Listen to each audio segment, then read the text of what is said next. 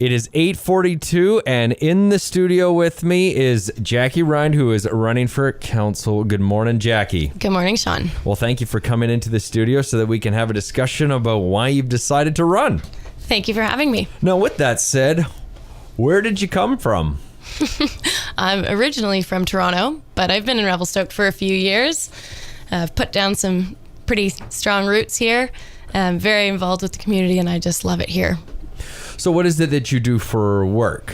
I work at VVI Construction. I originally started in payroll, but I've moved over to the project side of the business. So I'm a junior project manager there. Oh, that's kind of exciting. So you have a bit of a good understanding of the business and the contracting community. Yeah, you bet. Spend lots of time filling out building permits and things like that, and sort of dealing with some of the nuances that come from having sort of outdated planning documents. Is that an issue in Revelstoke, or? Oh, no issues there. Okay, so let's dive into why you decided to throw your name into the hat. Yeah, sure. Part of the reason is because I've never felt so part of a community before. I think the sense of community is amazing here. And as more and more people come here to live and to work, even to visit, it might become difficult to preserve that sense of community. And I think to do that, you're going to need a strong leadership team that works well together and has diverse perspectives. I think I fit well into that role. And I definitely want to make sure that Revelstoke stays unique. What are some of your perspectives that you feel are unique that stand out from the others and shine up higher? So what are some of your thoughts? Well, I've got lots of thoughts, Sean, but some of them for vacation rentals, for example, probably you've heard it before, but I think it's important that they become enforced and that market be sort of kept in check for affordability reasons for other long-term rentals. And one of the ways that we should be doing that, I think, is to pass a bylaw that makes it illegal to advertise an unregistered vacation rental. I think there also needs to be more transparency there. I'm just monopolizing the conversation with vacation rentals. I think I could go on for more than we have time for, but I think there should be two sort of allowances for it. So the first would be what I would call casual vacation rentals, where that's, if you own a house, it's your primary residence, you should be able, I think, to rent that place out if you're gone on holidays. So the family across the street from me, for example, they've got this beautiful new home and they travel quite a bit. So for them to be able to take 2 weeks and rent their home out over Christmas, I think is great. And I think they should have that opportunity. They should register. They should pay their, $150 business license. But there should be a separate camp for the people that are doing it more than that and whose sole purpose is to rent it out short term. I think the business license should be more expensive for those people. And I think sort of enforcing it by making it illegal to advertise unregistered makes the burden of proof a lot lower and easier for the city to enforce at a lower cost. Okay, well, that's not the worst idea at all, and having those things not publicized might be one avenue to take. That's going to be a huge mountain for the next council to climb, but they need to start climbing it because it's not going to get better. No, absolutely not. One concern we've talked a lot about, maybe a little bit too much, is affordable / attainable / housing / rentals / etc. One thing that I've noticed that no one has mentioned, that I can recall, someone can always correct me on this, is I sure don't hear an awful lot about senior living. And one thought that I had, just me as a radio host, so don't quote me on being a genius about this, but it appears to me that other markets, Penticton, Kelowna, Cloverdale, Surrey, Richmond, White Rock, the list goes on, have more townhomes, condos that are designed and catered for those 55 and up that are thinking about not wanting to leave the town because of what they like to do, but also don't want a yard anymore to maintain. The kids have long gone and they wouldn't mind downsizing but not leave. We don't have anything like that. Well, not to a grand scale where those maybe that still own a home could downsize, freeing up more of the houses for up-and-coming families, rising families. No one ever talks about what we ought to do about senior living. Yeah, it's a big issue. We definitely don't have as much capacity and variety in the types of dwellings that we offer for that group. And it's an increasing demographic, right? We're an aging society in general, and it's important to be able to offer different types of accommodation for varied levels of, independence and those kinds of things that are very important to those citizens. So I think it's it's crucial that we prioritize that, because there's, waiting lists for some of the assisted living quarters, and it's just, it's something we definitely need to address, and that's something that is a priority for me. There's always going to be new development, and there's always going to be new developers in town or out of town coming in and buying up land and wanting to build their dream idea, whatever it may become. Mm-hmm.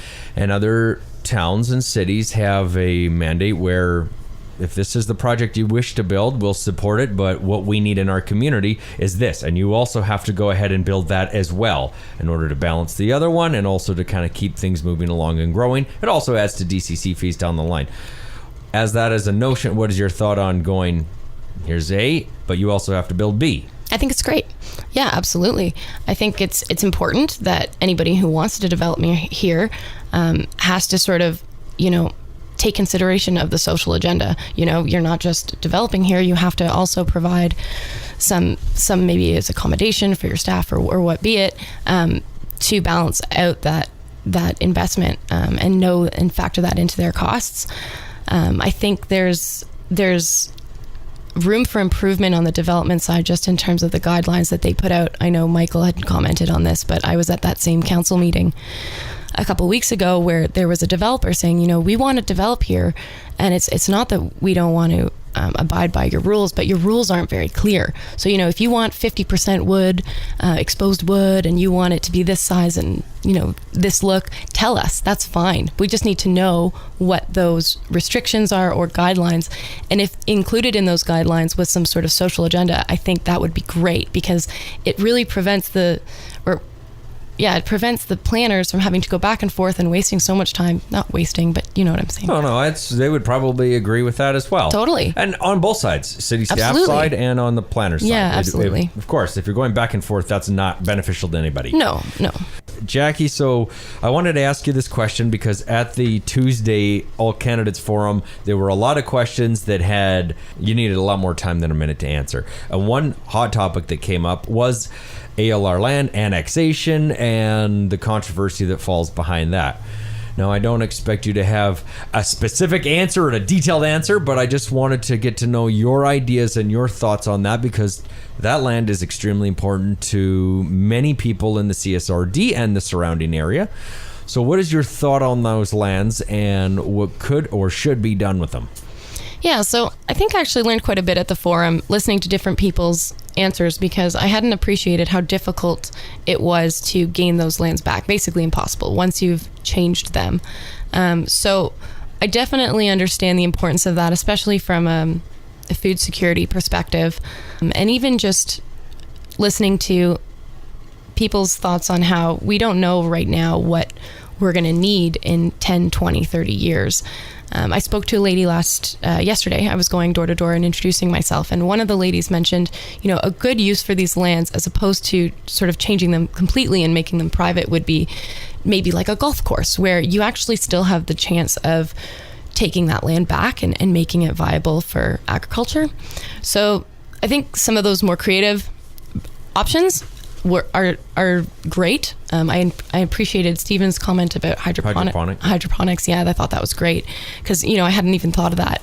But of course, there's going to be less conventional uses for agricultural land that are still very important. So it's hard to say without knowing the exact parcel of land and exactly where it is and what it would be used for. But I can understand the importance of keeping it. Have you ever heard the term NIMBY?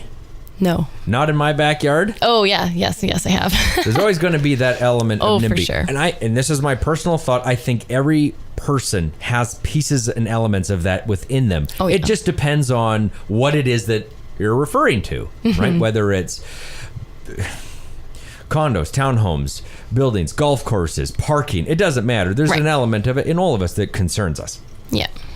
One thing that happened several years ago was the highway development. Weird that I'd bring that up. Now, with that said, were you around for that particular fiasco? Yes, I was. Yeah. And I'm sure you read lots, heard lots. Where did you stand in that? Where did you find it to be controversial? So, I've actually come sort of full circle. At first, when I moved here, it probably didn't help that I worked for a construction company, and they were thinking, it would be good to have some development and get some traffic from the highway and get people to spend their money. And I totally understood that perspective. Without knowing for sure what the developments would be, I know there was talk of a small grocery store and maybe a pharmacy. But, there's also rumors of a Walmart. And of course, things like that would be really awful for the town, right? You think about having a Walmart and then all of a sudden your shoe store's gone, your bookstore's gone, your, clothing stores, it's just, you can't be competitive with that. So I totally understand both perspectives. And I think if you'd asked me 3 years ago, I probably would have said, what's the big deal? It's sort of in an undesirable place anyways, right? So not undesirable, but just undesirable from a residential perspective, maybe just right because it's right beside the highway and the train tracks. But now that I think about it and I see what's gone in, I actually have come full circle. I think it's absolutely the right decision that they made. I think it was good, and what they have there now is a better use. In a perfect world, they would have, I think, but this is not a perfect world, and they'd need a developer that wanted to do it. But it would be nice to have some kind of use of the space that accommodated. Is that a word? Accommodated? Yeah. You have. You're good. You're I know fine. if you say that word too slow, and you guys think, is that really a word? Anyways, that supports residents but also gets traffic from the highway, like a climbing gym or something that would be great for people that live here to spend money there, and then people from the highway to spend money there. Kind of like a best of both worlds. It gives us something that we don't already have. But anyways, that's a perfect world. Now, Peter Humphreys had mentioned something at the All Candidates Forum about, 5 years ago there was a hot topic. 4 years ago there was a hot topic. This year, right now, it just happens to land at election time. We were talking a lot about DCCs. We're talking about land use. But there are other issues that are going on beyond those. Is there anything that has been on your mind over the last 4 years, 5 years, that you think is an issue or something that should be brought up or re-brought back up to the forefront that has kind of lost itself in the shuffle as of right now, that you go, I wish we could talk a little bit more about this? Yeah, I think I spoke a little bit about it, but vacation rentals seem to have sort of been the hot topic a couple of years ago, and then they made a few adjustments, and then it sort of fizzled out. And I've got some neighbors even that have, they're in limbo. They've got a secondary suite. They're not sure if they're allowed to use it. The city said they'd get back to them. They don't really have clear guidelines yet. That's something I think is important to get in check, because people should know what their abilities are to gain revenue from their property, in whatever respect that may be. And if they aren't, then so be it. I think part of that is the OCP amendment and making sure our land use designations are properly planned out so that, different zones allow for different properties. And if you're buying a lot with this expectation that you will be able to vacation rental it, well, it should be clear before you buy, or even if you're more importantly, if you're an existing resident, right? If you're downtown and you buy your home there and you want to preserve that neighborhood environment, you should know that the lot beside you or the home beside you is not going to be turned into a rambunctious rental home where people don't necessarily give as much care to the neighborhood as a longstanding resident would. One topic came up was OCP, and it seems to be the safeguard for anyone running to say we should update the OCP.